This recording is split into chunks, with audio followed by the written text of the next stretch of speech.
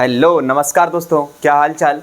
आशा विश्वास पूर्ण उम्मीद है मस्त होंगे, स्वस्थ होंगे, जहाँ पे भी होंगे अपनी पढ़ाई को निरंतर कर रहे होंगे। हो चुका आगाज रण का, युग बदलने की तैयारी, जीत उसी की होगी जिसका संघर्ष है जारी। जो बच्चा सही दिशा में मेहनत का पसीना बहाता रहेगा, निश्चित ही मैदान जीत कर ले जाएगा। मैं आशीष आपके अपने यूट्यूब चैनल फिजिक्स बाय आशीष सर में दिल खोलकर स्वागत करता हूँ। कक्षा 10th की बात कर रहे थे। फिजिक्स का टॉपिक सभी उठाया है। 3 कैटेगरी हम लोगों को पढ़नी है, फिजिक्स, केमिस्ट्री, बायोलॉजी। साइंस की बात करेंगे। पहले चैप्टर जिसका नाम था प्रकाश का परावर्तन, फिजिक्स में बात कर रहे थे। एक लेक्चर आपके सामने आ चुका है, उसको आप लोग देखिए। जिन लोगों ने नहीं देखा है उसको पहले आप जाके देख सकते हैं। सिलेबस के बारे में डिस्कशन किया है पूरा, किसमें से कितने नंबर का वेटेज होता है, कैसा क्या सीन रहता है, कितने चैप्टर हमें पढ़ने हैं, सबके बारे में एक एक से हमने चर्चा की है बहुत अच्छे से। तो आप उसको देखिए, 2 वीडियो आपके सामने हैं, उनको आप देखिए, प्लेलिस्ट में पड़े हुए हैं।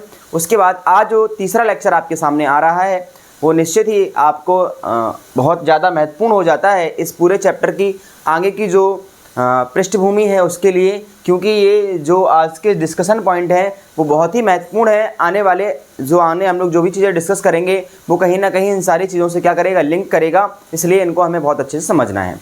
कॉपी किताब लेके बैठ जाइए और लिखना स्टार्ट कीजिए, क्योंकि देखने से कुछ काम नहीं चलेगा। आपको प्रॉपर तरीके से अपने नोट्स बनाने होंगे, प्रॉपर तरीके से आपको लिखना होगा, तब जाके आपकी चीज़ें बहुत अच्छी हो जाएंगी। ठीक है बच्चा, चलिए सबसे पहले बात करेंगे प्रतिबिंब क्या होता है। इमेज, हम कहते हैं हमारी फ़ोटो खींच दो। क्या कहते हैं? फ़ोटो खींच दो।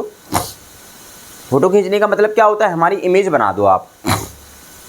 तो जो कैमरा होता है उससे आप जैसे ही क्लिक करते हैं, कैमरा क्लिक करता है, सामने आपकी फ़ोटो आ जाती है। आपकी फ़ोटो कैमरा में फिट हो गई तो हम कह रहे हैं ये इमेज बन गई है। इसी तरीके से हम लोग जब अपने चेहरा किसी दर्पण में देखते हैं तो हमारा चेहरा दर्पण में दिखाई देता है, तो वो भी एक इमेज हो गई कि नहीं। लेकिन हमें प्रकाश के परावर्तन में एक तरीके से किसी भी वस्तु को हमें सामने रखना है, उस वस्तु से हमें कुछ प्रकाश की किरणें भेजना है। भेजने के बाद जो प्रकाश की किरणें होंगी, प्रकाश की किरणें कैसे चलेंगी? सरल रेखा में। तो प्रकाश की किरणें जिस बिंदु पर मिलेंगी उस बिंदु पर बनेगा प्रतिबिंब, या जिस बिंदु से आती हुई प्रतीत होंगी 2 प्रकाश की किरणें, वहां बनेगा प्रतिबिंब। तो पहला टॉपिक का नाम डालेंगे प्रतिबिंब क्या होता है। प्रतिबिंब पहला टॉपिक का नाम है प्रतिबिंब यानी इमेज। प्रतिबिंब, प्रतिबिंब समझते हैं क्या कहानी है। कहानी ये है, जब 2 या 2 से अधिक प्रकाश की किरणें जब 2 प्रकाश की किरणें जब 2 प्रकाश की किरणें किसी बिंदु से चलकर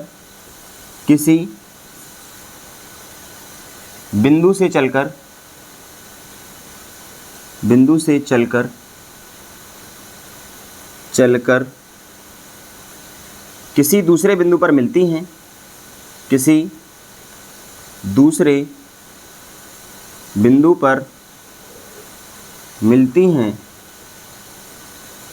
या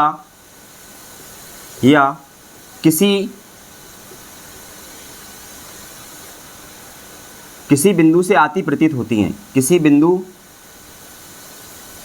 से आती प्रतीत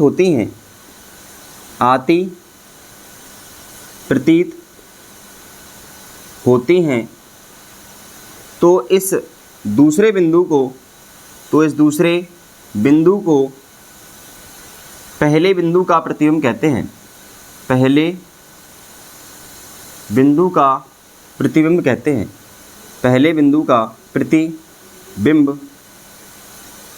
हैं।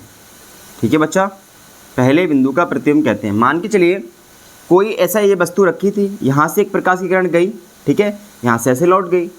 आगे बात समझना, ये प्रकाश की किरण का सीन ये था, दूसरे प्रकाश की किरण ऐसे गई, ये दोनों किरणें हम देख रहे हैं इस पॉइंट पर मिली, तो ये पॉइंट पर ये जो लाइन खींचेंगे हम लोग, ये बनेगा इस बिंदु का प्रतिबिंब, या इस वाले पॉइंट का यहाँ प्रतिबिंब बना तो इस वस्तु का प्रतिबिंब ये पूरा बन जाएगा। आगे बात समझ में कि नहीं। यानी 2 प्रकाश की किरणें किसी पॉइंट से आप भेजने के बाद वो चलकर किसी दूसरे बिंदु पर मिलती हैं, यानी दोनों किरणें जिस पॉइंट पर मिलती हैं या किसी पॉइंट से आती हुई प्रतीत होती हैं, तो वो दूसरा वाला जो पॉइंट है वो पहले पॉइंट का क्या बन जाता है? प्रतिबिंब यानी कि इमेज बन जाती है। क्लियर बात है बच्चा। इसके बाद बात करते हैं प्रतिबिंब के प्रकार की। तो प्रतिबिंब के जब प्रकार की बात करते हैं तो हमारे पास जो प्रकार निकल के आते हैं वो आते हैं दो। कितने निकल के आते हैं बच्चा? दो, जैसे कि वहाँ पे लिखा हुआ है। जैसे पहला प्रतिबिंब होता है अपने पास वास्तविक प्रतिबिंब। कौन सा प्रतिबिंब होता है बच्चा? वास्तविक प्रतिबिंब। वास्तविक, जैसा कि नाम से स्पष्ट हो रहा है वास्तविक प्रतिबिंब। तो वास्तविक प्रतिबिंब यहाँ पर क्या होता है? जब दो प्रकाश की किरणें चलकर वास्तव में मिल जाएं। कैसे मिल जाएं? वास्तव में। जब प्रकाश की किरणें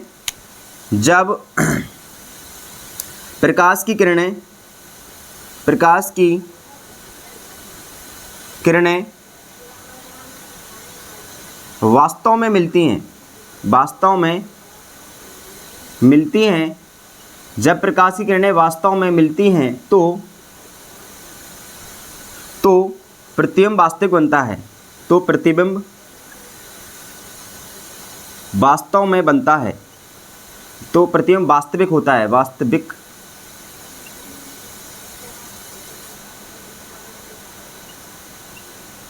तो प्रतिबिंब कैसा होता है? वास्तविक। इसे पर्दे पर प्राप्त कर सकते हैं। इसे क्या कर सकते हैं बच्चा? पर्दे पर प्राप्त कर सकते हैं। इसे पर्दे पर प्राप्त किया जा सकता है। प्राप्त कर सकते हैं। क्या कर सकते हैं? इसको पर्दे पर प्राप्त कर सकते हैं। दूसरा जो प्रकार होता है वो होता है आभासी प्रतिबिंब। कौन सा होता है बच्चा? आभासी प्रतिबिंब। आभासी प्रतिबिंब। आभासी प्रतिबिंब क्या होता है? जब प्रकाश की किरणें किसी बिंदु से आती प्रतीत हों, जब किरणें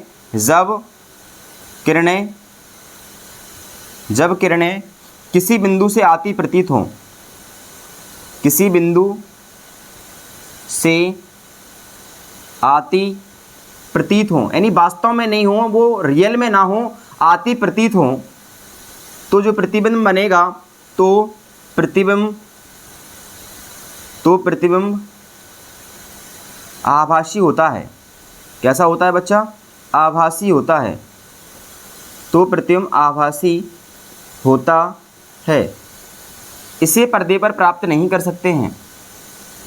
इसे पर्दे पर प्राप्त नहीं किया जा सकता है। ओके बच्चा, इसको नोट डाउन कर लीजिए फटाफट से। इसे नोट डाउन कर लीजिए। ये बहुत सारी, ये तीनों टॉपिक्स चल के आगे चलकर हम बहुत सारे प्रतिबिंब बनाएंगे अलग अलग स्थितियों में, तो आपको बहुत ज़्यादा काम देने वाले हैं। जहाँ किरणें वास्तव में मिल जाएं, रियल में किसी पॉइंट पर मिलेंगी, तो वहाँ पर वास्तविक प्रतिबिंब बनेगा। और अगर किसी पॉइंट पर जो किरणें हैं वो किसी पॉइंट से आती हुई प्रतीत हों, किसी पॉइंट से कैसी हों? आती हुई प्रतीत हों, दो प्रकाश की किरणें, तो हम कहेंगे कि वहाँ पर जो प्रतिबिंब बनेगा वो कैसा बनेगा? आपका आभासी होगा। ठीक है बच्चा, इसको नोट डाउन कर लीजिए या स्क्रीनशॉट ले लीजिए आप जल्दी से। चलिए इसको हटाते हैं और आगे बात करते हैं गोलीय दर्पण की। किसकी बात करते हैं? गोलीय दर्पण की। अच्छा, कोई भी दर्पण जब बनाया जाता है तो आपने देखा होगा, घर में आप रोज़ शीशा देखते हैं, अपना चेहरा देखते हैं, तो जो दर्पण होता है उसको हम लोग इंग्लिश में मिरर कहते हैं। जो दर्पण होता है उसे हम लोग क्या कहते हैं? मिरर कहते हैं। और मिरर आपको पता है उसकी जो शेप होती है वो कैसी होती है? आप जो घर पे यूज करते हैं वो सीधा प्लेन होता है। कोई प्लेन कांच होगा आपके पास ऐसा, उसके एक साइड क्या कर देते हैं बच्चा? पॉलिश। आपने जब भी शीशा टूटा हुआ देखा होगा तो एक साइड तो अपना कांच रहता है और एक साइड आपने देखा होगा कभी रेड कलर की पॉलिश रहती है, कभी ब्लैक कलर की पॉलिश रहती है, कभी अलग अलग भिन्न भिन्न कलरों की क्या होती रहती है? पॉलिश रहती है।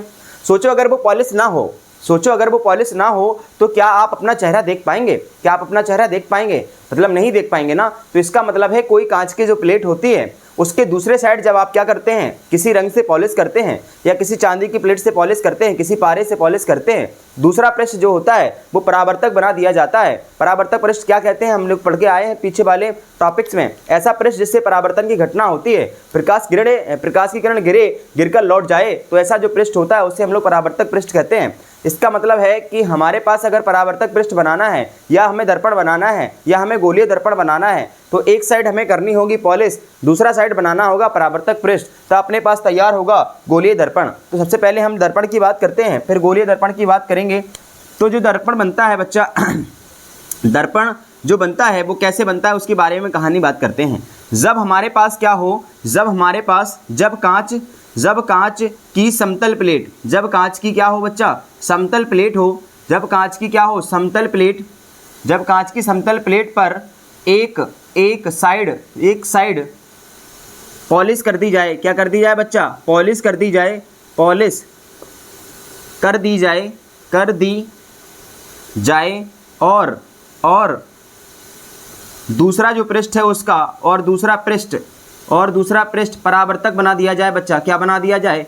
परावर्तक पृष्ठ बना दिया जाए। दूसरा पृष्ठ परावर्तक पृष्ठ बना दिया जाए। परावर्तक पृष्ठ बना दिया जाए तो इसे दर्पण कहते हैं। तो इसे समतल दर्पण कहते हैं। कौन सा दर्पण कहते हैं बच्चा? समतल दर्पण कहते हैं। समतल दर्पण कहते हैं। कौन सा दर्पण कहते हैं बच्चा? इसे समतल दर्पण कहते हैं। ओनली दर्पण ना बोल के हम इसको क्या कह देते हैं? समतल प्लेट में अगर करेंगे तो इसे क्या कहेंगे बच्चा? समतल दर्पण कह देते हैं। कौन सा दर्पण? समतल दर्पण। इंग्लिश में बोले तो प्लेन मिरर। क्या कहते हैं बच्चा? प्लेन मिरर कहते हैं। प्लेन मिरर क्या कहते हैं बच्चा? प्लेन मिरर कहते हैं। ठीक है, दर्पण का मतलब ही होता है क्या? मिरर। दर्पण मतलब होता है मिरर। ठीक है बच्चा। इसके बाद बात करते हैं जब मिरर की, तो मिरर अपने पास निकल के आते हैं। एक तो समतल दर्पण हो गया, उसके बाद बात करेंगे हम गोलीय दर्पण की। कौन सी बात करेंगे? गोलीय दर्पण। जैसा कि नाम से स्पष्ट हो रहा है कि दर्पण तो होगा, लेकिन कैसा होगा बच्चा? गोलीय होगा। कैसा होगा? गोलीय होगा। गोलीय होने का मतलब है गोला टाइप का होगा क्या सर? बिल्कुल। गोलीय दर्पण जो होते हैं, गोलीय दर्पण वो होते हैं, तो इसमें हम लोग कहानी क्या होती है? गोलीय दर्पण हम जब भी बनाते हैं बच्चा, तो हमारे पास एक होता है कांच का खोखला गोला। गोला मतलब एक घुमावदार चीज़। एक कांच जैसी एक आपका फुटबॉल जैसी मान सकते हैं हम। क्या कह सकते हैं? फुटबॉल जैसा कांच का एक गोला होगा। उसको काट देंगे बीच से काट देंगे, चाहे इस साइड से, तो हमारे पास एक कांच प्राप्त हो जाएगा, खोखला कांच प्राप्त हो जाएगा। उसके बाद हम क्या करेंगे? उसके एक पृष्ठ में कर देंगे पॉलिश। क्या करेंगे बच्चा? एक साइड पॉलिश कर देंगे, दूसरा साइड बना देंगे परावर्तक। तो इस तरीके का जो दर्पण तैयार होगा उसे हम लोग नाम देंगे गोलीय दर्पण, यानी स्फेरिकल मिरर। क्या कहेंगे बच्चा? Spherical mirror.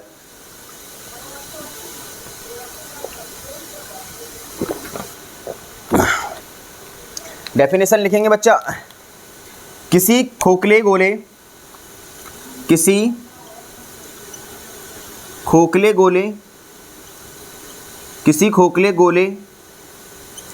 को जब काट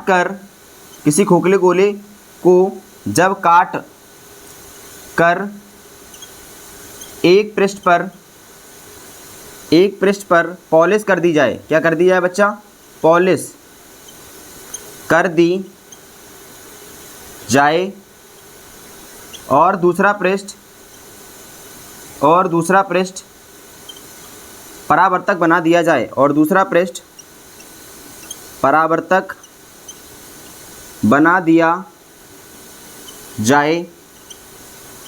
तो ऐसे दर्पण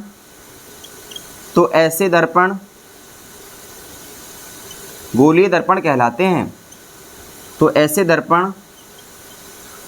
दर्पण कहलाते हैं। क्या कहलाते हैं बच्चा? गोलीय दर्पण कहलाते हैं। तो ऐसे दर्पण क्या कहलाते हैं बच्चा? गोलीय दर्पण कहलाते हैं। और जो गोलीय दर्पण होते हैं वो दो टाइप के होते हैं। कितने टाइप के होते हैं बच्चा? दो टाइप के होते हैं। जो गोलीय दर्पण होते हैं वो कितने टाइप के होते हैं? दो टाइप के।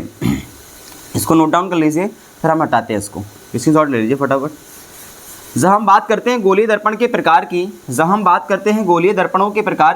तो हमारे पास जो गोलीय दर्पण होते हैं वो दो टाइप से निकल के आते हैं। जब हम बात करते हैं गोलीय दर्पण के प्रकार की, तो हमारे पास जो गोलीय दर्पण होते हैं वो दो टाइप के होते हैं। गोलीय दर्पण के प्रकार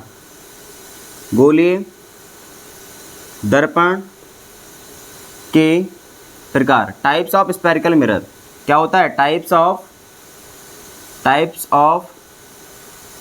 spherical mirror. There are two types of spherical mirror. Spherical mirror कितने टाइप के होते हैं बच्चा? दो टाइप के।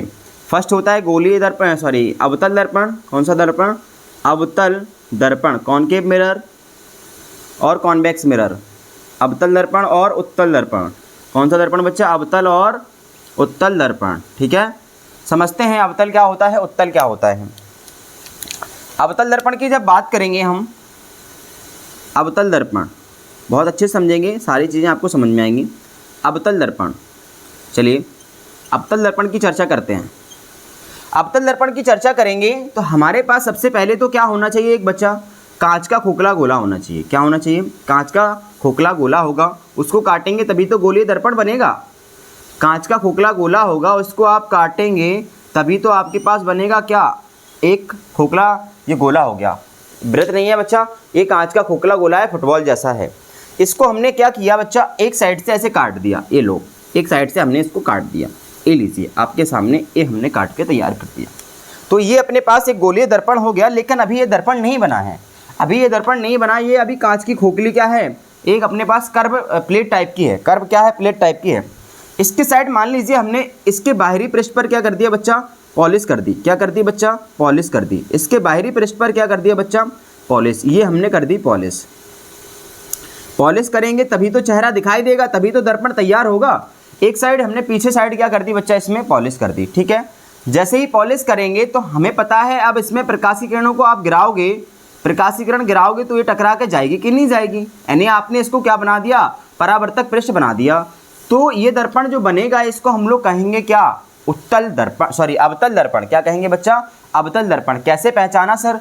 पहचाना ये कि हमारे पास जो कांच का गोला था उसको जो आपने काटा था उसके उभरे हुए भाग में, ये उभरा भाग दिख रहा है बच्चा, ये उभरे हुए भाग में अगर पॉलिश हो और परावर्तन धसे हुए भाग से हो, यानी अंदर वाले भाग से हो, परावर्तन की घटना कहाँ से हो रही है? अंदर वाले भाग से हो रही है, तो ये दर्पण कहलाएगा आपका अवतल दर्पण। क्या कहलाएगा? अवतल दर्पण। गोलीय दर्पण के, ऐसा लिख ले, गोलीय दर्पण में गोलीय दर्पण में ऐसा खोखले गोले, गोलीय दर्पण में जब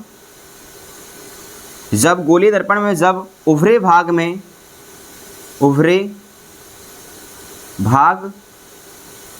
में पॉलिश हो, क्या हो बच्चा? पॉलिश। उभरे भाग में हो पॉलिश, उभरे भाग में पॉलिश हो और उभरे भाग में क्या हो बच्चा? पॉलिश हो और परावर्तन की घटना दबे हुए भाग से हो। कैसे हो?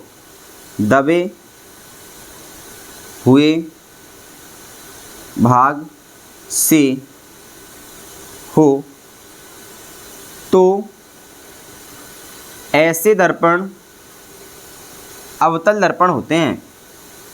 तो ऐसे दर्पण अवतल दर्पण होते हैं। तो ऐसे दर्पण अवतल दर्पण होते हैं। तो ऐसे दर्पण क्या होते हैं बच्चा? अवतल दर्पण होते हैं। इसके बाद जो बात आती है वो आती है आपकी गोलीय दर्पण के बाद जो बात इसके बाद जो अगली कहानी होती है वो होती है उत्तल दर्पण की। कैसी होती है? उत्तल दर्पण। कौन सी दर्पण है? उत्तल दर्पण, कॉन्वेक्स मिरर। क्या कहानी है? अब कहानी ये है कि आपने जो कांच का खोखला गोला लिया था, जो आपने कांच का खोखला गोला लिया था फुटबॉल जैसा, उसको भी काटना है। ये लीजिए कट गया। अब काट के करना क्या है? इसमें दूसरी प्रोसेस करनी है। अभी जो हमने पॉलिश की थी बच्चा, वो की थी बाहरी पृष्ठ पर। अब पॉलिश करना है आंतरिक पृष्ठ पर। कहाँ करना है बच्चा? आंतरिक पृष्ठ पर। ये हो गई आपकी पॉलिश। क्या हो गई? पॉलिश।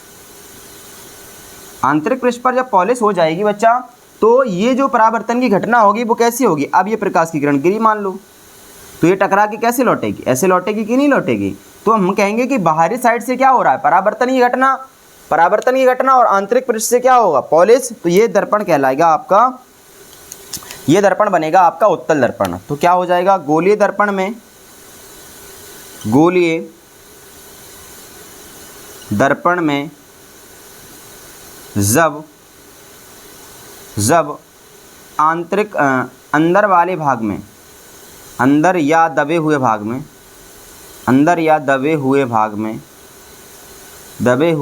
में पॉलिश हो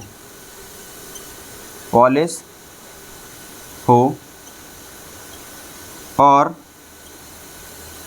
परावर्तन उभरे भाग से हो, तो ये दर्पण उत्तल दर्पण होता है। उत्तल दर्पण होता है।